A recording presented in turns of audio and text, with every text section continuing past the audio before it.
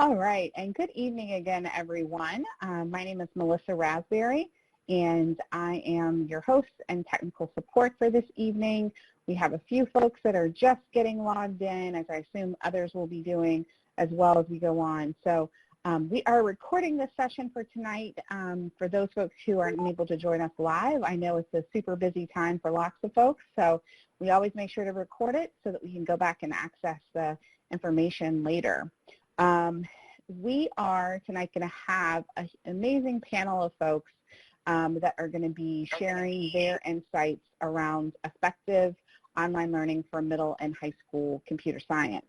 The instructions on the screen here tell you how you can get your audio connected by looking up at the top of your toolbar, finding that little telephone icon, clicking on the arrow that will create a drop-down menu, and then selecting Start Your Audio.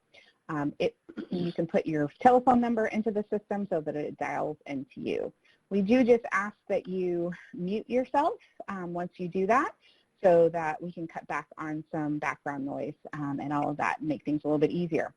But I will be here if there's any technical issues you have. I'll be working with you. You can put something in the chat box there. We will be using that a lot tonight, but again, we'd also love to hear from you too. So we will look forward to communicating in both of those ways. This webinar is part of our overall efforts of what we do with the CS for All Teachers Virtual Community of Practice.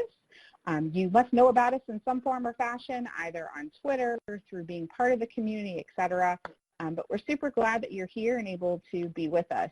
I am super excited to introduce a wonderful teacher leader in our community, Miss Tina Boyle-Whyte.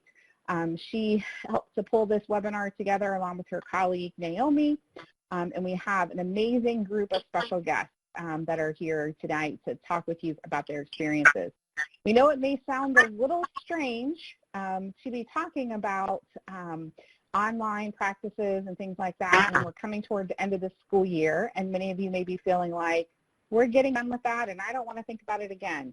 But unfortunately, online learning may still be in the cards for next fall. And so these folks that are here are going to share some of their learnings from this process, and we look forward to having you ask some great questions, share your own experiences, and just be part of a great conversation. So with that, I'm going to go ahead and turn things over to Tina, and she will take things from here. Thanks so much, Tina. Thank you so much, Melissa. I am really honored and excited to be here with you all tonight.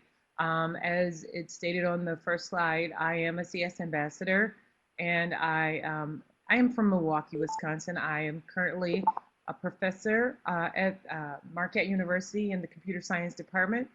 And this topic has really been amazing as we've watched this COVID unfold, and we had to see how education really turned on the dime. And I know that many people had questions around, how do we do this? And with the uncertainty coming, as Melissa stated, that we don't know if this fall, there's still uncertainty. And so we wanted to prepare the community, get you all ready so that you can make that difference in the life of students if you're online or in person with the changed environment. So I am here with some amazing special guests, friends of mine, fellow colleagues. They will introduce themselves in the order that they will be speaking tonight, and they will share a little bit about themselves and share their successes and some suggestions for you so that you can be successful. With that being said, I'm going to turn it over to Reigel Sawyer. Hi, thank you so much, Tina. My name is Reigel Sawyer, and I have been a virtual school teacher for the past 6 years here in West Allis, Wisconsin. It's actually for a charter school that is located up in Merrill, Wisconsin, called Bridges Virtual Academy. And I am a 3 to 6th grade teacher, and while I'm not in the CS field, I have some tips and a few tricks that I hope to share with you all tonight from the virtual world that I've lived in for these past 6 years. Reigel, welcome. Hi. Paula. Hi, my name is Paula No. I teach middle school computer science in Oshkosh, Wisconsin, and I also teach social studies as well, so I use quite a few of the tips that we're going to talk about today with both different classes.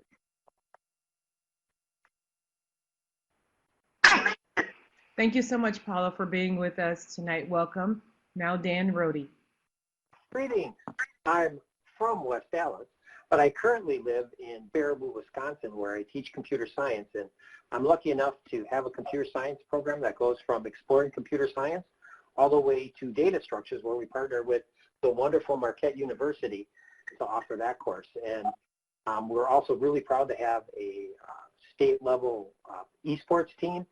And last year we had in our tier the 11th best Cyber Patriot team in the nation. So we're a pretty excited, hyper computer science department doing all kinds of really cool things.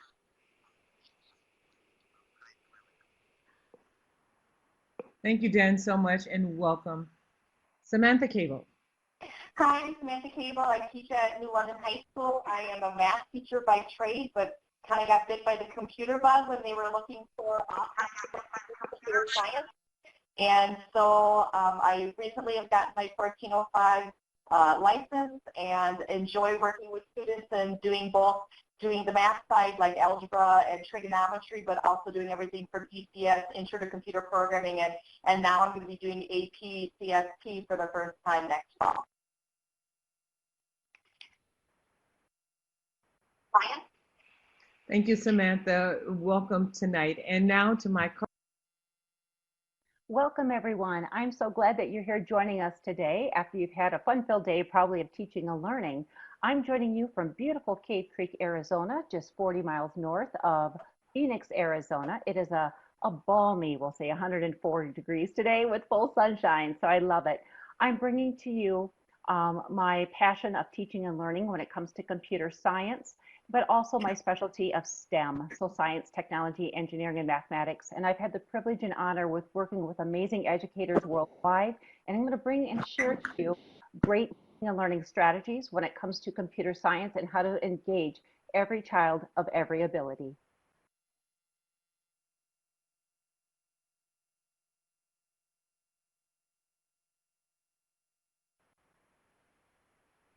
Thank you, Naomi, and welcome. Now to Reigel Thank you so Sawyer. much, Tina. So what does the online learning world look like? Well, most of us have had either quite a bit of experience or we were thrust into this environment without very much choice and not quite sure how to do it.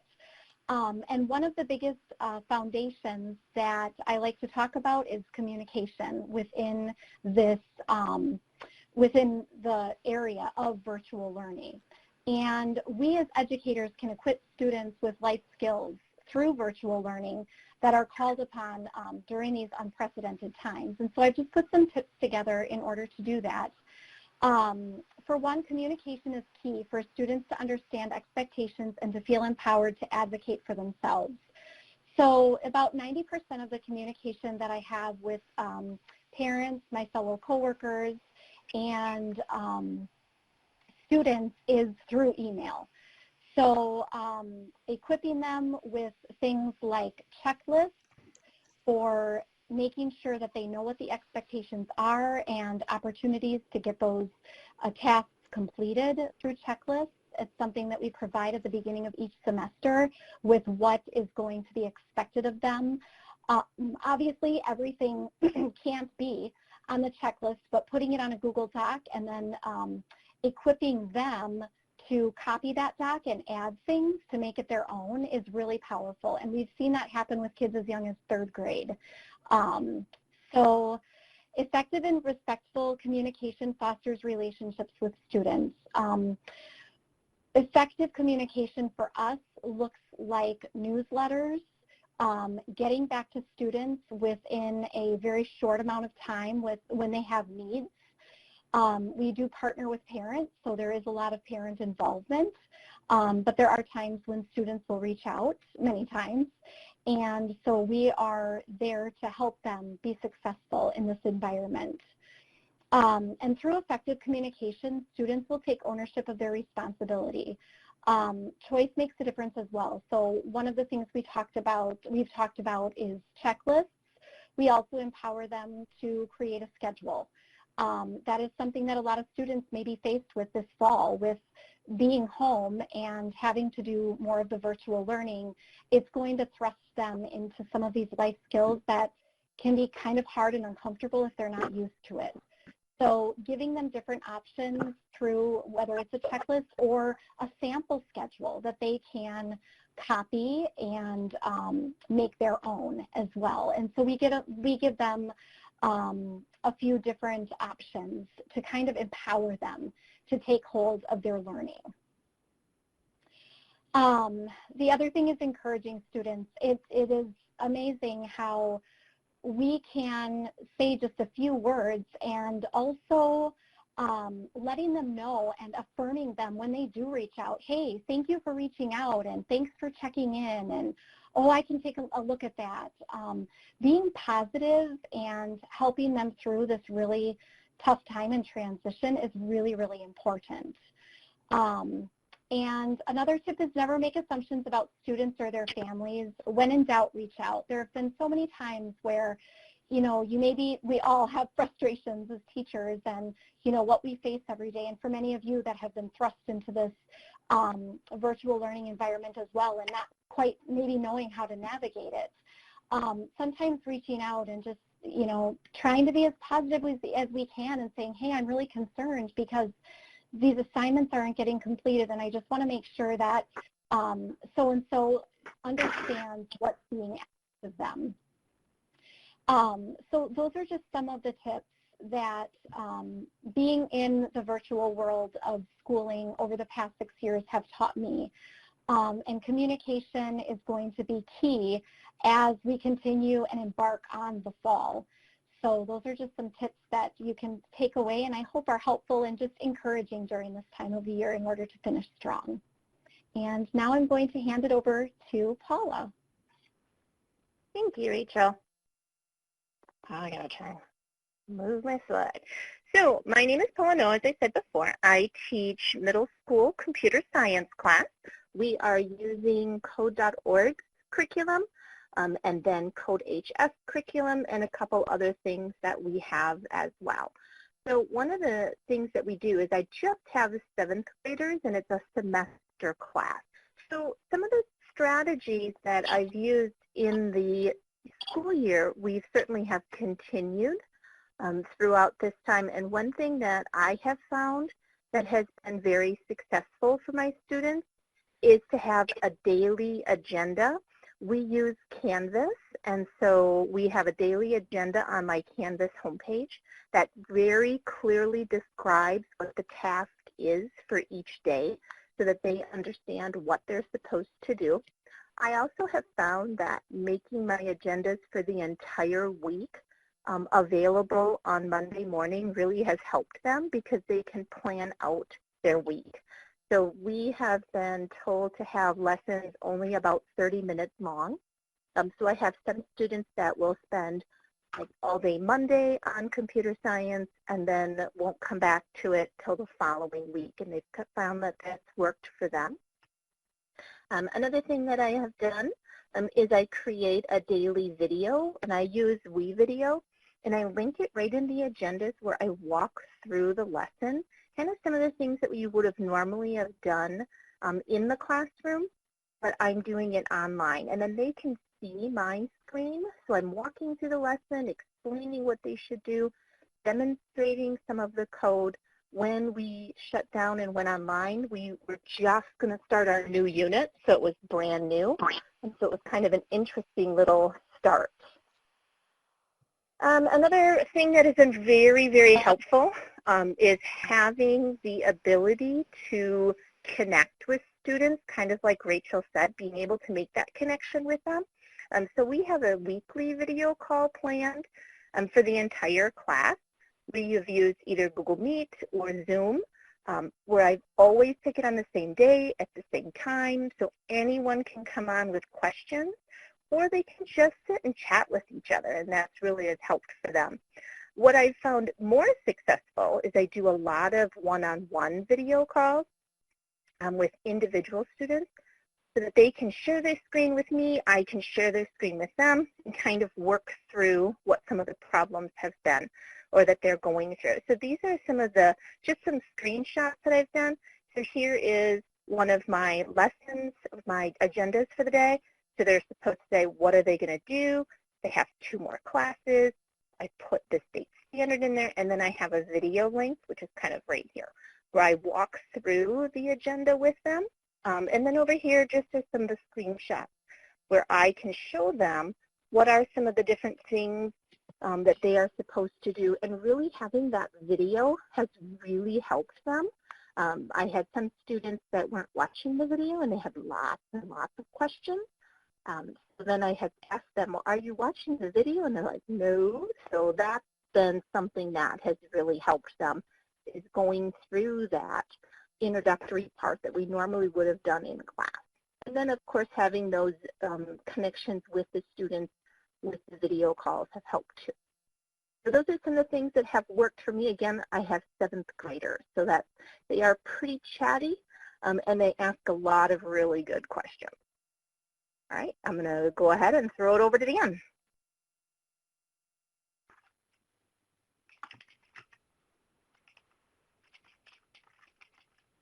Greetings.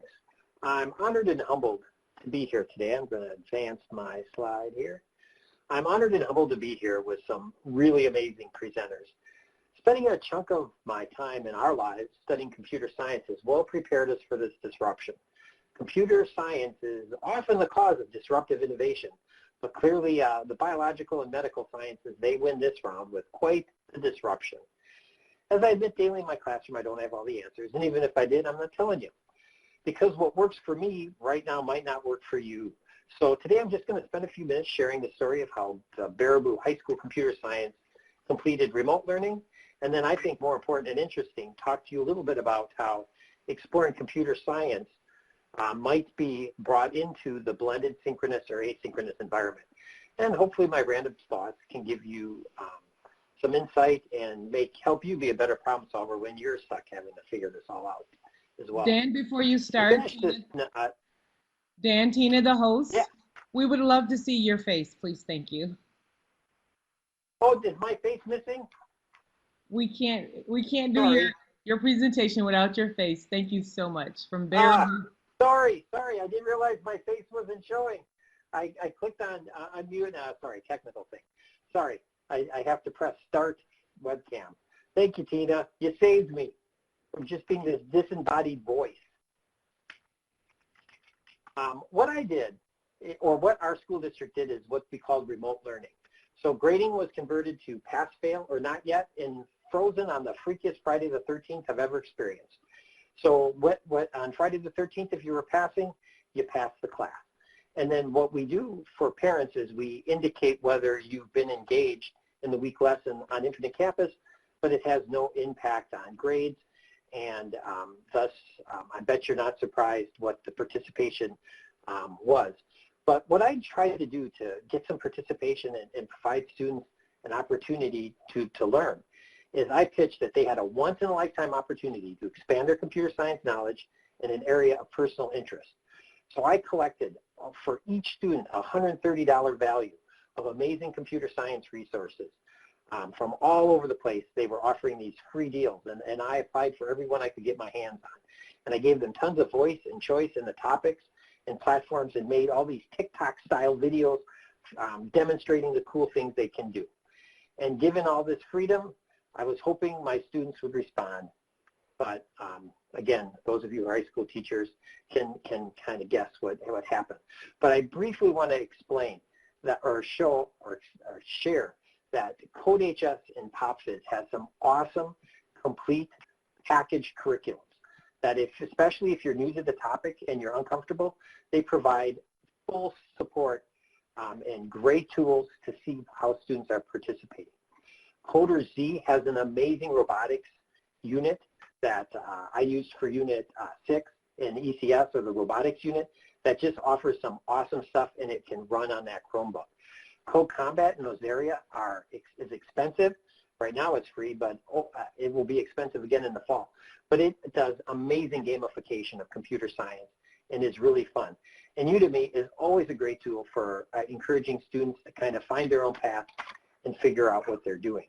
But What I think is even more interesting is to think about next year.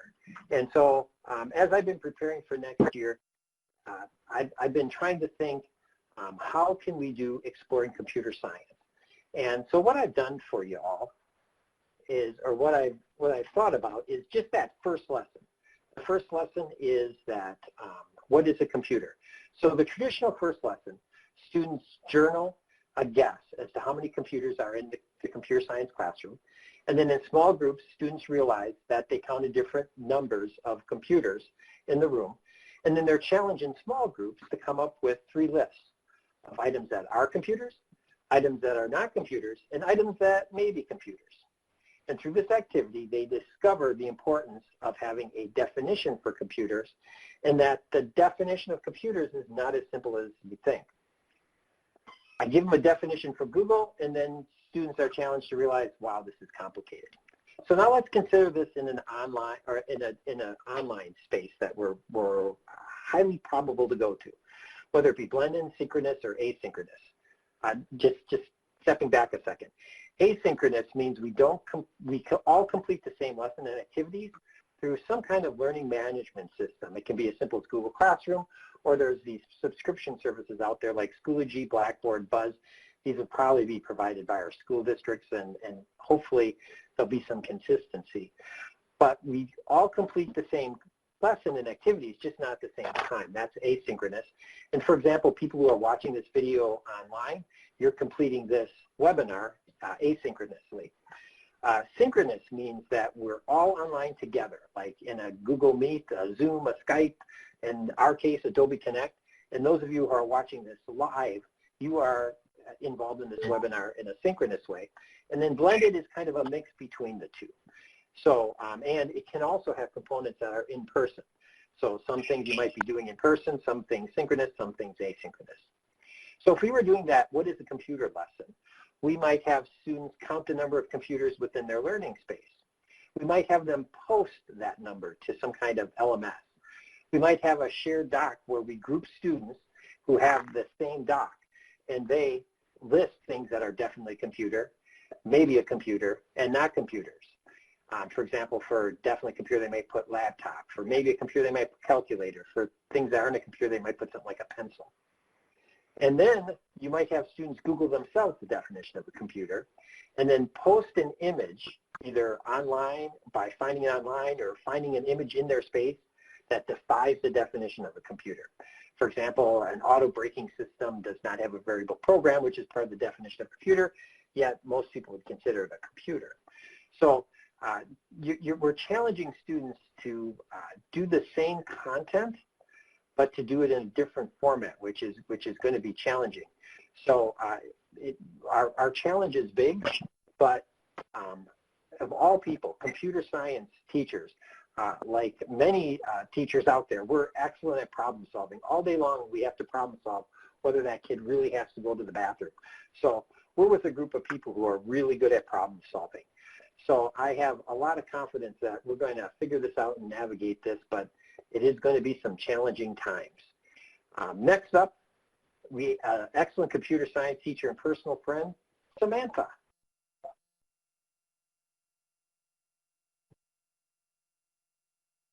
Hi, everyone. I'm really excited to be here tonight. This is actually my first official webinar that I've done. And I really think our district has done a really great job. Dan talked a little bit about how his district handled it. For us, our students are expected at high school to be able to continue to achieve, and we have high standards, and we want our students to reach that. So we basically had letter grades for our students, but we do not have students that if they do not pass, they will basically be given an NC. Which is dealing with the COVID. So it's just a particular code, which basically means that they are not going to be getting credit for that course, and it's not going to affect their GPA. But my kids have come up through this wonderfully. A lot of things I use Moodle. I am a Moodle lover. I've always been for mathematics. I can do fancier things on Moodle than I can do with Google Classroom. So a lot of things that I've done is use a lot of different things, forums. I love how Moodle, I can use the forum where students can post, And this is how it stems also from what Dan was talking about. I can do that with students where they can take a particular topic and post and talk to each other and communicate and be able to have an intelligent conversation going on even though we might not be face-to-face. Also, like things that were mentioned before with Rachel and Paula, it's important to make an agenda available for students. And my upcoming slide will show you that. It's just an example of a Google Doc that I did. Again, using an interactive journal, what I did is I just took a simple Google document for students and had them kind of like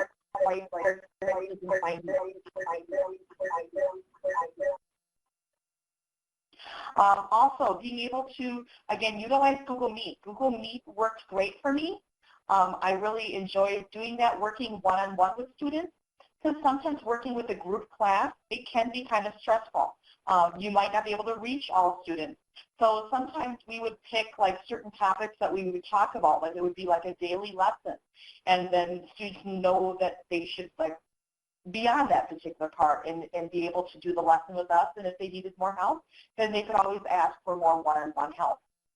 I'm also making sure that as I'm modifying the curriculum it's had, Dan did some great stuff with robotics. I felt a little bit torn with robotics with ECS, so what I kind of did the alternative, which was looking more at the artificial intelligence. I think as we are continuing to push our online learning, we need to kind of think about some of the data analysis and also just looking at the ramifications of using all this technology. So my upcoming slide here shows just what an example of my particular plan for the week is. So you can kind of see an example here. This is for my Intro to Computer Programming class. Just talked about like what they should be working on. Again, reminding them if there's with the links with the Google Meet, so they knew like what code they needed to get on. Down on the bottom was more showing you, I couldn't just take a picture of my Moodle because I just felt like, number one, that has student information on it, so I wanted to keep that private. So again, I did forums with my students. Also dealing with a choice board because I remember Rachel was talking more about choices. And I think the more you get involved with the students and allow them more voice and choice, I think that's important. And so here's an example of I kind of did a tic-tac-toe board, took some of these ideas from fabulous people online in all kinds of curriculum areas and kind of made it more my own, where they started looking into artificial intelligence and looking more, into the different parts of the deeper learning things that they can do with that. And so they got choices, and then they had to post what they talked about or what they found out on a forum, and then they had to communicate back with each other. So that's kind of pretty much showing things that that I basically did in my particular field. So next, I'm going to take it and send it over to Naomi.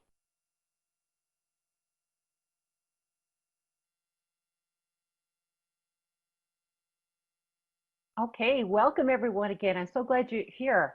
And wow, the amazing learning that I have just captured from hearing from, I've had Paula, I've had Samantha, I've had Dan. I mean, all of this learning that you've just shared with me, it's like, thank you so much for teaching me. I also just added some examples in the back channel chat because I heard Samantha say that she was very creative in focusing on the computer science, which is absolutely wonderful, and her strategies about reflection and having kids connect. Yet I just heard something today too when she mentioned AI. I just put in the back channel chat, did you know that there's a student AI and robotics challenge that's out there? It's really cool. Kids can design, create their own code around an educational joke that they can design. So I put that in the back channel chat because it's all about having the fun during this time. Okay, let's share with you some ideas that we have here. And what I also heard from these amazing presenters is that most of you are focused on middle school and high school students. And those students are known as our Generation Z students. Those particular students are driven by design and maker challenges. They want to tinker, they want to code, they want to create, they want to make. But they also are very social. And I believe I also heard that earlier from our presenter that they mentioned how social their students are. So they're using the We Video focus, capturing their attention. And our kids really their attention to detail is if you can lay the instructional technology and teaching approach with a small snackable chunk, such as that video clip, you will capture their attention instantly. So by doing that, you will get their attention that they feel that you are meeting their needs, and then they have something to design and create. Now, this whole generation is amazing where they truly want to be an entrepreneur. So if we can give them more challenges where they can like really think like an entrepreneur of even having their own business when it comes to computer science, but then also to design like an engineer so they can do that tinkering and making and playing. That keeps those kids really involved, and there's a purpose for them as well that they feel that they can contribute to the greater good of our world. Now, our participants also, as our students, really want to be active learners, so we need to afford them more opportunities to lead, to model, and to peer coach alongside with their peers. So we need more opportunities because these kids are going to be the future solutionists that they're going to solve for like this pandemic that we're currently in, that they're going to help us get out of these types of traumatic items that we are in currently, that they're going to help us solve those problems more quickly than what we're currently seeing what's happening. Now, here's some other things to think about. Our Generation Z students, as we mentioned, are middle school and high school kids. These students love to work together because they are social, but we still need moments that students can have an opportunity to pause, to reflect, to process this complex data and complex text so that they can understand it better. It also allows for our kids to identify a more personalized learning pathway that they can connect the CS learning dots with their world. Because if they can connect those dots, it's going to be amazing what they can do of finding a personalized career that they feel that they have something to offer and that their voice and their choice in their learning is valued. Now, that's why it's so important. Our computer science and our curriculum should also be passion-based. It needs to be interest for our children, and they do need to have that choice. Absolutely. Okay, now what I'd also like to share with you at this time is that I'm sure you've seen the Bitmoji craze out there, and it's all over the net. But I truly believe that even though that these are fun and very creative to design, you can do so much with the visual literacy component to hook your Gen Z students with some amazing computer science opportunities. These particular examples are just showcasing screenshots of what the potential can be that you can redesign your remote learning classroom to make it highly interactive. So you can take these particular graphics and then you can embed video files, you can embed reflection activities, you can embed unplugged computer science activities, and kids can interact by touching and clicking, and they feel like they have a personalized learning path, that they are gaining new knowledge when it comes to computer science. More teachers are trying to find that personalized learning connections to strengthen those relationships, especially during remote learning. And what a better way to recreate your classroom with an element of fun, an element of humor, but the element of interaction of choice. So if you haven't tried this, I think you've got to try this. It is so much fun. Some other areas that I wanted to share with you too is if you have not seen this supportive site, this is my go-to when I especially work with middle school and high school computer science teachers. The focus that I really like is that this is embedded to not only tap into computer science, it has a very strong integrated approach to STEM, but also what I heard Samantha say, the AI, the artificial intelligence connection. And this is really important because we're already seeing right now in our world of where we're at with the pandemic that we need our artificial intelligence solutions to help us with the data strategies to solve for all of these different global challenges that we'll be facing. This site called Curiosity Machine works with everything in our environment. Like my background right now, I have the beautiful desert. And in that desert, how that ecosystem lives. And if all of a sudden we are in a major drought, how that's going to affect everything of our natural ecosystem of the habitats of animals, our crops, and how we as interact with our environment. This particular site allows for kids to be data-driven scientists, to be entrepreneurs, but then also those social engineers to drive their interest and then communicate globally with others. I love this site too because not only does it bring in community of practice with our kids at the level of middle school, high school, it also has supportive resources to build a stronger community right within the home environment because there's family challenges as well too. So if you haven't seen this, I'd say please tap into this great resource. And again, free is good, right? Right now? So this is great. Okay, so as we continue on, what we have too is Instructables. The Instructables that we have here, if you haven't tapped into this site, this is a one-stop shop for personalized learning choice with everything computer science and everything STEM. It's got Makey plus Scratch and so much more. I personally love the tool of Makey because it's very cost effective, but it meets and reaches and also exceeds the learning capability for kids in kindergarten all the way through high school and beyond. And it helps design elements of understanding what simple circuitry is, taking that element of a coding device and helping students and teachers actually design a very unique code and a program to run a system. So you can use this for so much. The underlying foundation of this too is even with our pandemic right now, if we had more types of sensors, like sensors that would automate to open the door so we don't have to touch anything so that our hands have germs on them, or automation even in our home environment that it senses when I put my hand up next to the water faucet that I can instantly wash my hands without touching the faucet and then waving my hand again by basically a gesture. These are the types of sensors that are going to be the game changers to protect us for future pandemics that we're in, and we need our students of Generation Z to be these entrepreneurs to help us with that next level, to take us to that ability to solve for these future problems that we have. So Instructables, I say, is one of those that's better than chocolate. I absolutely love it because there's something for everyone, even me as an adult learner of an educator of 25 years, but it helps our students as well. So here's a few other things that I'd like to share with you too. If you've not tapped into this site, I've been sharing this widely across the nation right now. It's called Wide Open School. They have done an amazing job to help support you as an educator, also as a computer science teacher, and also if you're an administrator joining us tonight. This Wide Open School is going to help with every aspect, I would say, of remote learning, because it's helping with, I heard earlier our teacher share how important it is for a flexible but structured schedule. Also about different types of ideas and different types of activities to keep the kids involved with remote learning, but also the element of choice and computer science kind of as that backbone that's woven through this. It also has some AI technology and then a true STEM focus. So there's something in here for everyone.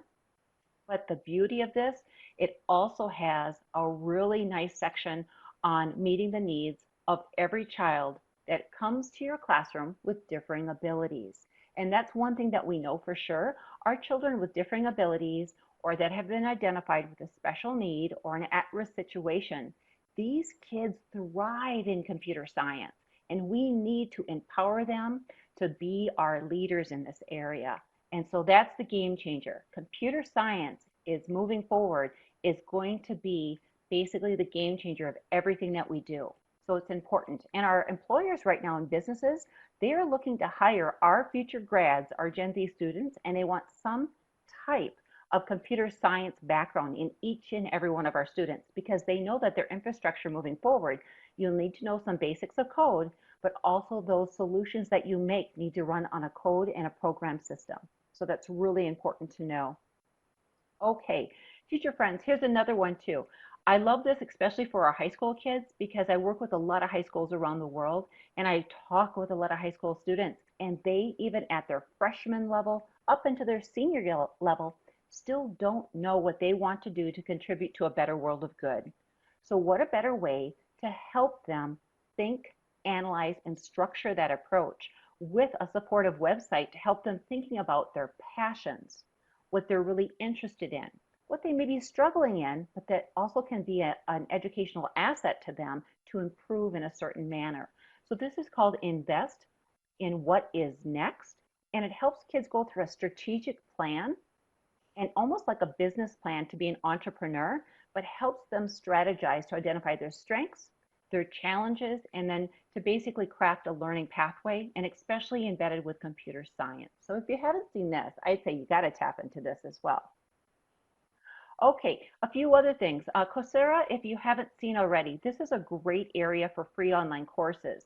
I have a niece that's graduating in Northeast Iowa, and bless her soul, what is she doing? She's graduating, she's got great honors, I'm so proud of her, and she got accepted into Iowa State, and she's one of 8 girls in a class of hundreds of boys majoring in computer science. So I'm thinking, oh my goodness, she's got a tough road ahead of her, but she can do it. She's driven and she perseveres in everything that she does.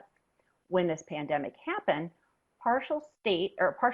counties in Iowa did not allow for kids to continue on with learning. And because of that, that was just their rule of thumb in that particular area. She was very self-driven. So we helped her define a path of what she could pursue. So Coursera was one of the areas that she could continue on with her schooling because most of her school had quit, and quit meaning that they weren't offered opportunities of learning from the teachers. So because of that, what we did for her is that we found all kinds of different free online courses, and these courses helped her pursue her passion-driven interest. She loves music, she loves nature, she loves computer science, so she wants to fit that all together in one nice happy package, and this will do it for you too. Okay. What we have as well, if you're interested in talking to individuals that if you're looking for a computer science pathway, and if you're looking to glean information of what that job could look like futuristically, this particular site is from Career Village. Career Village is out of San Francisco, California, and this has guided and mentored many of our high school students with really identifying what type of computer science career that they want to go into or an interest. Career Village is an area that educational professionals such as myself and others, and also data scientists, individuals from NASA, individuals from major hospitals around the world, Johns Hopkins, we are mentoring students in here, meaning students can come in, and when they come in, they can also share their interest and ask questions to help guide their pathway. So it's a great job for that. Lastly, a few other things to share with you. Tech tools, if you're looking for remote learning resources, we've got you covered. So we've got some things from K-12 Blueprint that we wanted to share with you, all kinds of guides that are here. And remember, in the bottom resource web link, you will gain access to all of those tools that we have for you there. Okay, we're going to turn it over and open it up to questions and answers. And our host, I'm going to turn it over to Tina. Thank you so much, Naomi. We have learned so much. You know, when I look across everything that everybody said, you know, choice was a big piece of the conversation. Effective communication, knowing how to manage that, really structuring yourself as an educator to have everything really in place, implementing systems. You all really demonstrated that, how we interact with our students. And really looking at Gen Z, you really gave me some great insight, Naomi, on that Gen Z.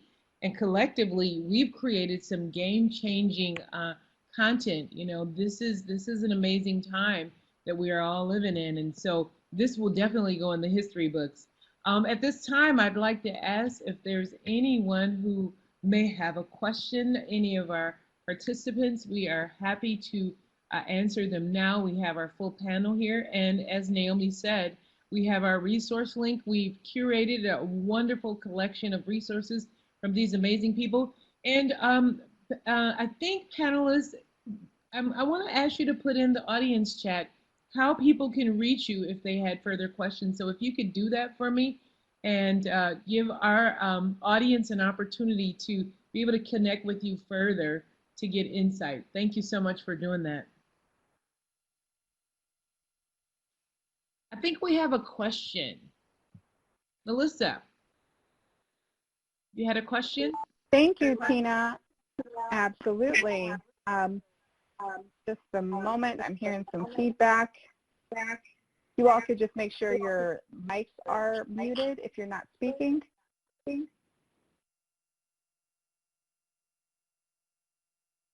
Okay, let me try that again. Thank you.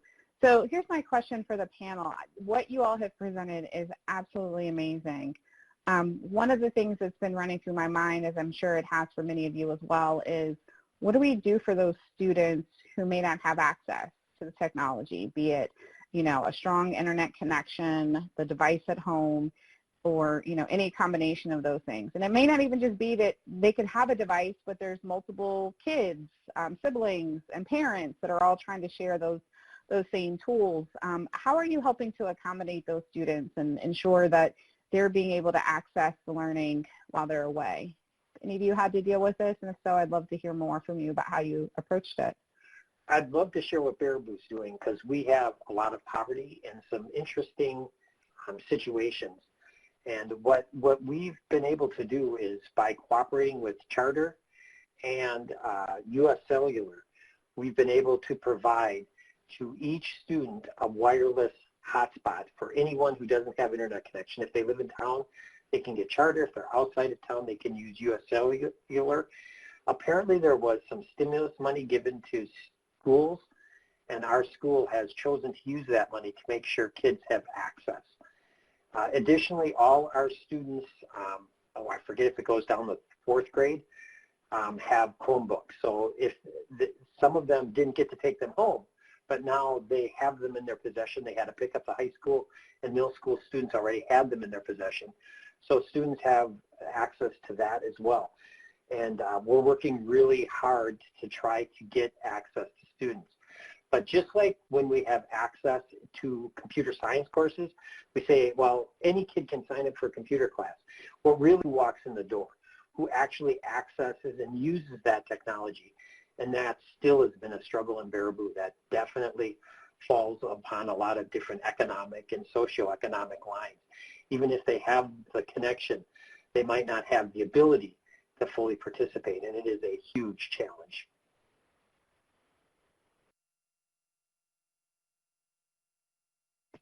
I'll go next. So Thank you, Dan. for Oshkosh School District, we are a one-to-one district for 3rd through 12th grade. So just very similar things to what Dan has said. We provided hotspots for those who didn't have them, but they do have a certain amount of internet usage they can use for the day.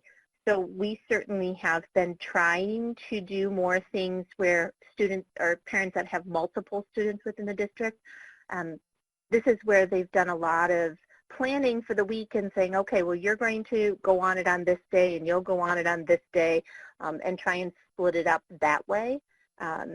Again, it just depends what the family situation is, but we did try and provide different hotspots for them, that people who needed access to it, and then everybody else had the Chromebooks.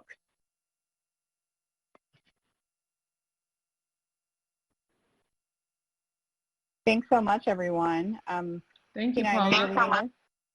Any other questions from the participants? And you're welcome, if you need to post them in the chat, that's an option as well. Thank you, Melissa. That was a great question. I want to pose a question to the panel. We don't want to leave out the parents. How are you supporting parents in this time? This is a critical time. Parents are now like co-teaching with you. How are you supporting your parents? I can speak to that a little bit. At the beginning of the school year, we have a technology education, a technology orientation where they have a Google Doc that they have to go through, and it teaches them how to access email, access their students' email, help their student to create a password, create a Google Doc, some of those very basic tools to, again, empower the parents to help. And then weekly, the parents get a newsletter, and I would definitely recommend, if this continues into the fall, having weekly communication with parents, equipping them with what's to be expected, expectations, so that they're empowered to help their students and to support their students at home.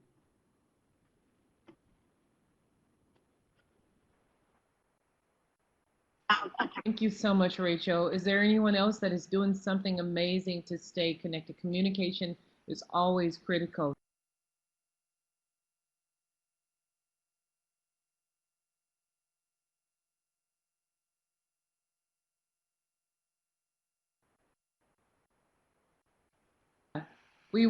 Samantha, we want to hear what you're saying. Turn on your mic. You have Sorry. so much to. Oops.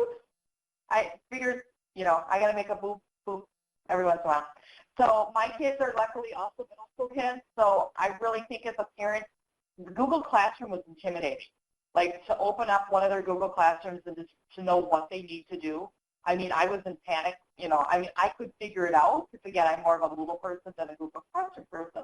But our district did a really great job at the middle school where they really kind of laid out per week like what the students need to be doing on a daily basis. And that template really worked really well. So if we continue doing this, if we have to, do different kinds of starts, maybe we'll see a certain amount of our kids on certain days. I mean, that's something that has been mentioned by the governor of California, and I'm sure other states might be looking at different things. And we might be having like 4 different kinds of start plans for the fall. And it's going to be interesting as an educator to see how we're going to do it. But I don't have any doubts that we will. Because I think that the teachers, especially in this panel, and I think especially in our state as well, I just think nationwide teachers will always rise to the challenge. Because we're just hardworking folks.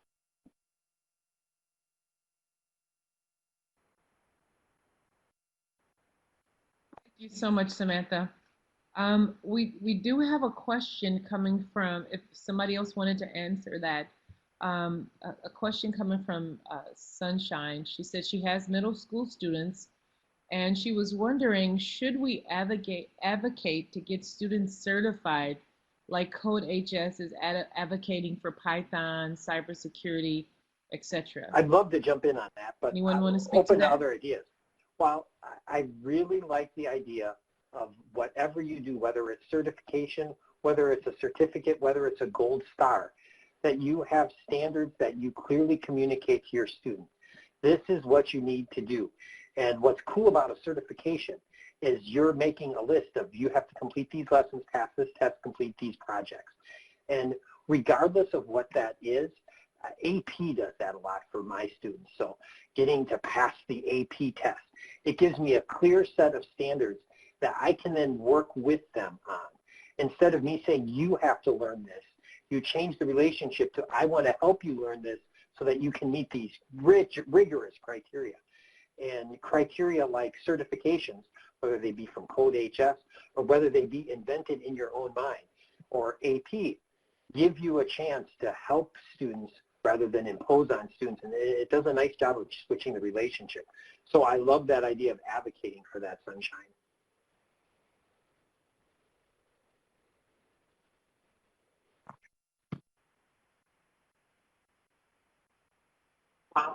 As you're looking at it, Sunshine further says she just wants them to have a gateway to make it to high school, as CS is so much vocabulary driven. Oh, so we are coming to the near end of our session. Is there anybody who on the panel that wanted to share something as we're possibly waiting for one last question? Any final thoughts? We'll start with Rachel, Samantha, Naomi, Paula, and Dan. I just want to thank everyone for coming and for the opportunity to share. Like I said, I'm not in the CS lane, so to speak, but being part of the virtual world, it can be a challenge, but it can be a beautiful thing too when students really take on and are up for the task and the challenge. So I would just encourage you all to finish the year well and just enjoy what's ahead, even though it might be a little scary. So thank you so much, Tina.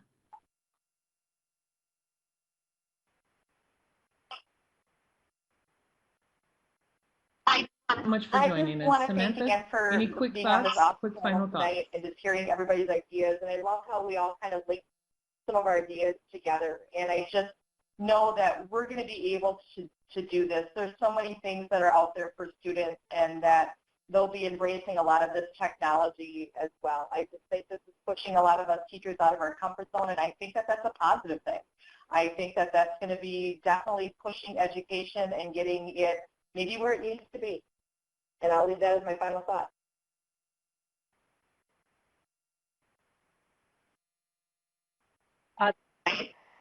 Yep. Thank you.